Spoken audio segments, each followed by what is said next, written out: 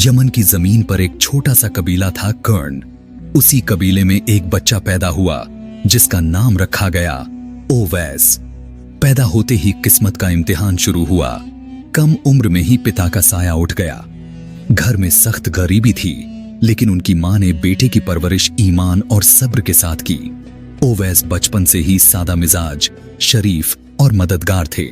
कपड़ों में पैबंद लगे रहते, खाने को सादा जौ या सूखी रोटी, लेकिन दिल बड़ा और रोशन था। उनकी मां बीमार और कमजोर रहती थीं। ओवैस अपने खेलकूद और तमाम शौक छोड़कर उनकी सेवा में लग जाते। पानी लाना, खाना बनाना, दवा देना, सब कुछ खुद करते। गांव के लोग कहते, यह लड़का गरीब है मगर मां की सेवा में बड़ा अमीर है। यमन दूर था मगर इस्लाम की खबर वहां पहुंच चुकी थी। ओवैस ने सुना कि मक्का में एक नबी आए हैं जो अल्लाह की तौहीद की दावत दे रहे हैं। दिल बेचैन हो गया, लेकिन मां बीमार थीं। वह मक्का नहीं जा सके। उन्होंने घर बैठकर कलिमा पढ़ा और दिल से मुसलमान हो गए। उनकी आंखों से आंसू बहते और कहते, काश मैं भी नबी सल्लल्लाहु अलैहि वसल्लम की आंखों को देख पाता, उनके साथ नमाज पढ़ पाता। लेकिन मां की सेवा उनके लिए नबी सल्लल्लाहु अलैहि वसल्लम की खुशबू थी। रसूलुल्लाह सल्लल्लाहु अलैहि वसल्लम ने एक दिन सहाबा से फरमाया, यमन में एक शख्स है, ओवैस करनी। उसकी मां बूढ़ी और बीमार है। वह उसकी सेवा करता है। अगर कभी उसकी मुलाकात हो तो उससे मेरी उम्मत के लिए दुआ करवाना। सोचिए, मदीने में बैठे नबी सल्लल्लाहु अलैहि वसल्लम ने यमन में बैठे ओवैस का तज़किरा किया। यह उनकी कद्र थी अल्लाह के नजदीक। ओवैस अक्सर रातों को रो रो कर सजदे करते, कहते, या अल्लाह, मेरी जिंदगी तेरे लिए है। मेरी मोहब्बत तेरे रसूल सल्लल्लाहु अलैहि वसल्लम के लिए है। मेरी तमन्ना सिर्फ जन्नत नहीं बल्कि तेरा दीदार है। लोग उन्हें पागल समझते क्योंकि वह अक्सर अकेले बात करते। कभी कहते, ओ दिल, गुनाह से दूर रह। कभी आंसू बहाते और कहते, ऐ नफ्स, तू मुझे जहन्नम की तरफ खींच रहा है, लेकिन मैं तुझे रोकूंगा। ओवैस की जिंदगी का सबसे बड़ा पहलू था मां की सेवा। उनकी मां बूढ़ी, बीमार और चलने फिरने से लाचार थीं। ओवैस अपने दिल की हर ख्वाहिश, हर सपने को कुर्बान करके मां की खिदमत में लगे रहते। कभी उनके लिए खाना बनाते, कभी दवा ढूंढने बाजार जाते और कभी रात भर उनके सिरहाने बैठकर उनका दर्द बांटते। कई बार उनके दिल में ख्याल आता कि काश मैं मदीना जाऊं, रसूलुल्लाह सल्लल्लाहु अलैहि वसल्लम को देखूं, उनके हाथों से मिलूं। लेकिन मां कहती, बेटा, मैं तुझे अल्लाह की अमानत समझकर पाल रही हूं। अगर तू मुझे छोड़कर चला गया तो मैं तन्हा हो जाऊंगी। ओवैस मां की आंखों में आंसू देखकर अपनी ख्वाहिश दबा देते और कहते, अम्मी, आपका पास रहना ही मेरे लिए रसूलुल्लाह सल्लल्लाहु अलैहि वसल्लम की खिदमत है। एक दिन सहाबाए कराम बैठे थे। रसूलुल्लाह सल्लल्लाहु अलैहि वसल्लम ने फरमाया, यमन की सरजमीन पर एक आदमी है, ओवैस करनी। उसकी मां बूढ़ी है, वह उसकी सेवा करता है। उसके जिस्म पर बरसों की बीमारी, कोढ़ का निशान है, मगर अल्लाह ने उसे शिफा दे दी है। अगर वह तुम्हें कभी मिले तो उससे मेरी उम्मत के लिए दुआ करवाना। यह सुनकर सहाबा हैरान रह गए। क्या वजह थी कि नबी सल्लल्लाहु अलैहि वसल्लम ने अरब के बड़े बड़े लोगों का नाम न लिया, लेकिन यमन के एक गरीब आदमी का जिक्र किया? असल में वजह थी मां की सेवा और दिल का सच्चा ईमान। रसूल सल्लल्लाहु अलैहि वसल्लम के विसाल के बाद हजरत उमर और हजरत अली करमल्लाहु वजहू ओवैस को तलाश करने यमन पहुंचे। गांव के लोग बोले, यहां एक फटे हाल आदमी है, कपड़ों में पैबंद लगे रहते हैं, अक्सर अकेला रहता है। जब उमर फारूक ने उनसे मुलाकात की और पूछा, क्या आप ओवैस हैं? उन्होंने सिर झुका लिया और कहा, हां, मैं वही तन्हा गरीब हूं। हजरत उमर ने कहा, नबी सल्लल्लाहु अलैहि वसल्लम ने हमें हुक्म दिया था कि अगर हम आपसे मिलें तो आपसे उम्मत के लिए दुआ करवाएं। यह सुनकर ओवैस रो पड़े और बोले, मुझ गरीब की दुआ कबूल होगी? मैं तो गुनाहगार हूं। हजरत उमर ने कहा, नहीं, रसूल सल्लल्लाहु अलैहि वसल्लम की जबान कभी झूठी नहीं हो सकती। फिर उन्होंने ओवैस से दुआ करवाई। ओवैस का हाल यह था कि उनके जिस्म पर सिर्फ एक कपड़ा होता जिसमें पैबंद लगे होते। कभी भूखे रहते, कभी किसी गरीब को अपनी रोटी दे देते। लोग पूछते, ओवैस, तुम इतना सब्र क्यों करते हो? वह कहते, मैंने रसूल सल्लल्लाहु अलैहि वसल्लम को देखा नहीं, मगर मैं उनकी मोहब्बत में जी रहा हूं। मुझे बस इतना चाहिए कि अल्लाह मुझे उनकी उम्मत के साथ जन्नत में दाखिल कर ले।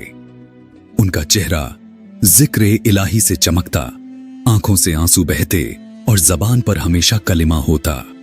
रसूलुल्लाह सल्लल्लाहु अलैहि वसल्लम के विसाल के बाद ओवैस यमन से इराक आ गए।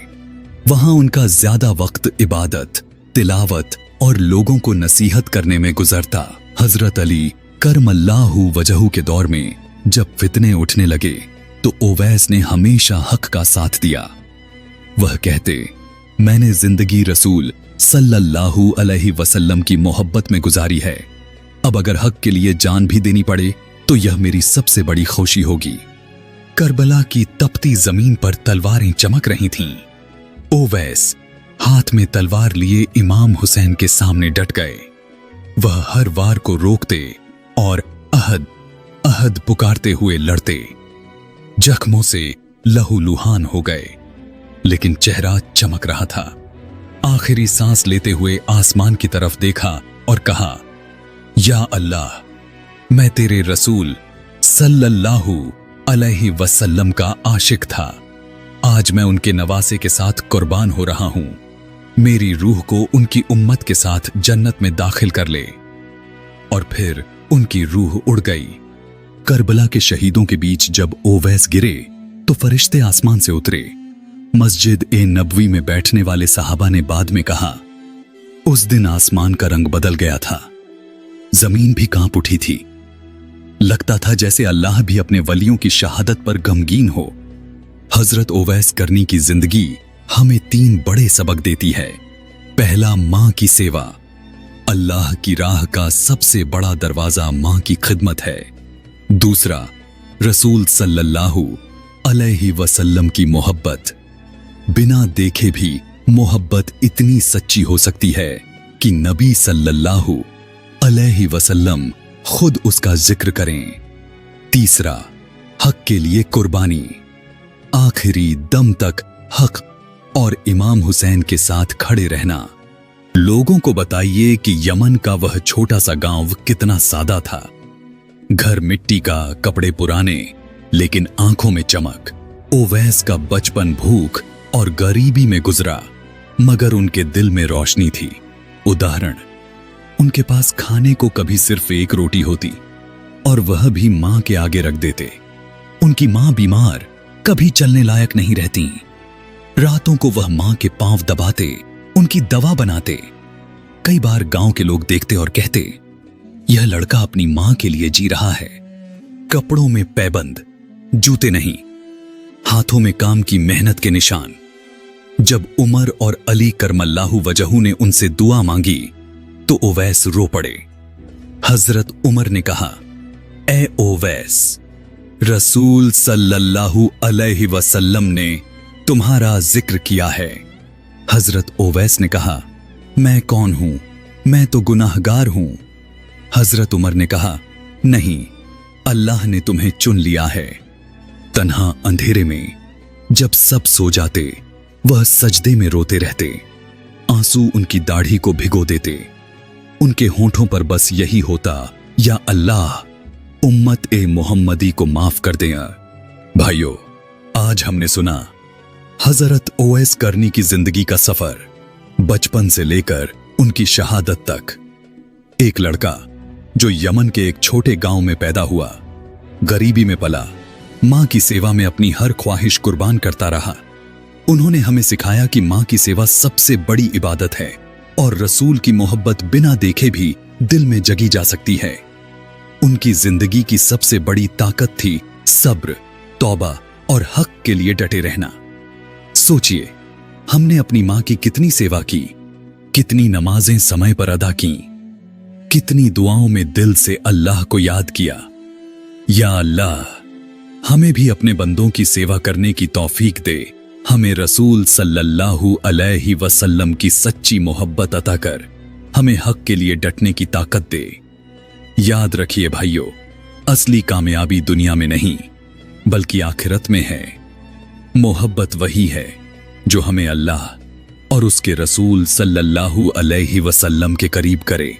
तो चलिए, आज से हम भी ओवैस करनी की तरह दिल से अल्लाह के लिए जीना और अल्लाह की राह पर चलना अपनाएं। वीडियो खत्म होने से पहले एक आखिरी बात, मां की सेवा करो, नमाज की पाबंदी करो और रसूल सल्लल्लाहु अलैहि वसल्लम से मोहब्बत रखो। यही असली जीत है।